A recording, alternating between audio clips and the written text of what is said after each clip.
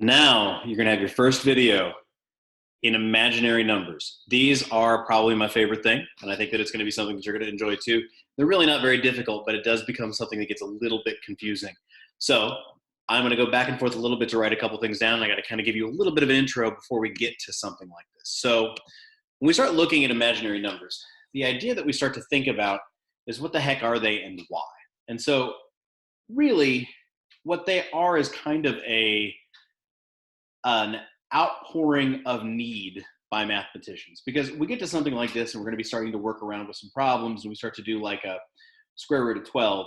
We totally know what to do with something like that. I mean, that's something that we can totally break down. We can say, all right, well, if I'm looking at this, we know that we can say, we can take out, this is 4 times 3, that square root of 4 right there. Well, that's square root of 4 is just 2. So I could say that this is 2 square root of 3, and I've simplified something. The problem that we run into is that this isn't always the type of problem we work with. I mean, a lot of times we could work with a problem like this and say, okay, well, we're solving this and we're going to look and we've got some kind of thing we're going to have to simplify. But then you'll run into one that is confusing because you'll get a number underneath here that's going to be like that. Now, what we have done up to this point, every time we've ever run into that square root of 12, like this one, we've been able to simplify it. Anytime there's a negative underneath the square root sign, we say, nope, end of story, out, we're done, there's nothing we can do. And so mathematicians got tired of this. And they said, okay, based upon something like this, there has to be something we can do. And so essentially what imaginary numbers are, it's almost the equivalent of saying, no, that's not there, let's work with it anyways and see what we can do with it. So we already know if I deal with my square root of 12, I have some work here. So what they're saying is this negative here, I got to find a way to sort of set that out to the side.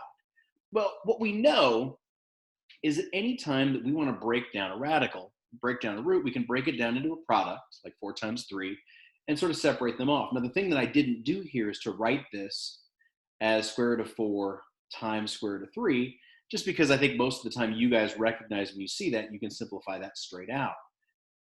But what essentially we're going to be doing is taking that negative there and setting it off to the side. So if I have a root 12 here, the thing that this needs to be addressed as is to take this out to the side as a square root of -1. Now, from this point on, all of the work that I'm going to be doing is taking this off to the side and saying, okay, that's the part that makes it so I can't work with it.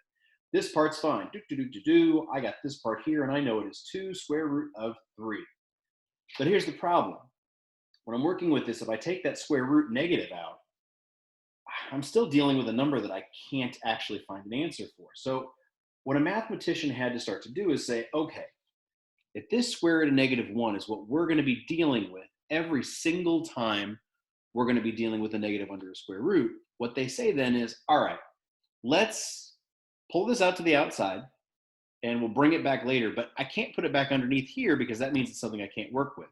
So what they do is they call this square root of -1, they give it a variable name. They call it I, because it's the thing that makes it imaginary. Square root of -1, or the negative square root, is something that makes it an imaginary number.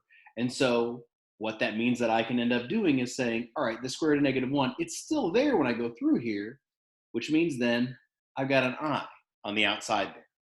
Now, when I look at something like this and I say there's an I on the outside, most of the time we don't put variables in front of numbers when we're doing this. So what we would do is take that and say, okay, the final answer for this one would be 2 times I square root of 3. Now, that is a lot of stuff to deal with and a lot of kind of weirdness and confusion. But here is essentially what you're going to be doing every time you're going to be simplifying a square root of a negative number.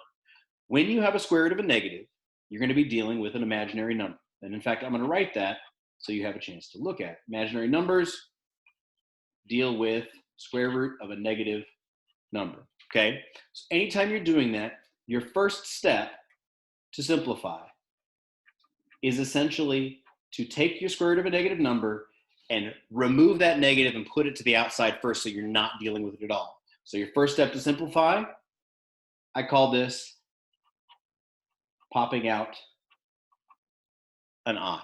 And it essentially means what you're going to be doing is taking that imaginary number outside of this. Now, to make this something that I find disgusting and kind of fun to think about, what I tend to do when I'm doing something like this, I think about this as taking an I and popping it out. And that's what we're going to be doing before we do every single one of these, is we're going to pop out an I. So when we do this, what I need to have us do then is every time we do a simplification, we pop out an I. Second, simplify radical. And third, put I back. Now that last one, it's really already going to be there, so you don't have to do very much with it. But those are essentially our steps. So here's what we're going to do. I'll give you an example as to what's going to happen first. First thing you need to do, let's say we're going to be dealing with a square root of negative 27. Okay, so we got a negative there. Anytime you have a negative under a root, first thing you're going to do is pop out an I. So I'm going to take that negative to the outside as an I. And what is now left is that square root of 27. That's how we deal with it, because every time we know we're dealing with an I, that is equal to the square root of negative 1. It is a number, but it's something that we treat like a variable. Now we're going to simplify this radical. Square root of 27. This is 9 times 3. We know that the square root of 9, I'll keep my I there. We know that square root of 9 is going to turn into just 3. That root 3 is nothing I can do with, so that's going to be here, and that I has to come down. So when we're done with this, I'm going to end up by saying that this is going to be 3i square root of 3, and that is the end of my problem. Again, it's not overly difficult. Essentially, what you're doing is the work that we did last week with the roots. It's just the first thing you need to do is pop out an I every single time. Pop it out. So let me give you another example. Let's do this. This will be example 2. And we will do with the square root of negative, let's make it a decently sized one. We'll call it negative 72. Okay. If you got a root underneath there, first thing that you want to do anytime there's a negative, pop out an I root 72.